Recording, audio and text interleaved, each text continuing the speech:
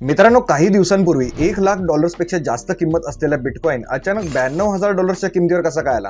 हा प्रश्न तुमच्या मनात सुद्धा आला असेल. या प्रश्नाचं उत्तर मी तुम्हाला सांगणारच आहे, पण त्याआधी या व्हिडिओला लाईक करून घ्या आणि तुमच्या मित्रांसोबत सुद्धा नक्की शेअर करा. मित्रांनो, सध्याच्या स्थितीत अमेरिका सरकारकडे 2 लाख पेक्षा जास्त बिटकॉइन्स आहेत. त्यापैकी 69,370 बिटकॉइन्स विकण्याचा निर्णय अमेरिकेच्या न्याय विभागाने घेतलाय. या बिटकॉइन्सची किंमत जवळपास $6.5 बिलियन इतकी आहे. हे सर्व बिटकॉइन सिल्क रोड नावाच्या डार्कनेट मार्केट प्लेस म्हणून जप्त करण्यात आले होते. 2012 मध्ये सिल्क रोड हा प्लॅटफॉर्म बेकायदेशीर वस्तूंच्या खरेदी विक्रीसाठी प्रसिद्ध होता. कोर्टात अनेक वर्ष या प्रकरणाबद्दल वाद सुरू होता, मात्र कोर्टानं अखेर अमेरिकेच्या न्याय विभागाच्या बाजूने निर्णय दिला आहे. या विक्री विरुद्ध बॅटल बॉन्ड इन्व्हेस्टमेंट्स नावाच्या कंपनीने आपला दावा मांडला होता, परंतु तो दावा आता फेटाळण्यात आलाय. त्यामुळे आता या बिटकॉइन्सवर सरकारचा पूर्ण हक्क आहे आणि सरकारद्वारे त्याची विक्री केली जाईल अशी शक्यता वर्तवली जात आहे. आणि याच बातमीमुळे संपूर्ण क्रिप्टोकरन्सी मार्केटमध्ये भीती पसरली आहे. मित्रांनो, तुम्हाला काय वाटतं? अमेरिका सरकार खरंच बिटकॉइन विकेल का? हे मला कमेंट करून नक्की सांगा. आणि क्रिप्टोकरन्सी मार्केट बद्दल असेच इम्पॉर्टंट अपडेट मिळवण्यासाठी क्रिप्टो क्रांती चॅनलला सबस्क्राईब करा.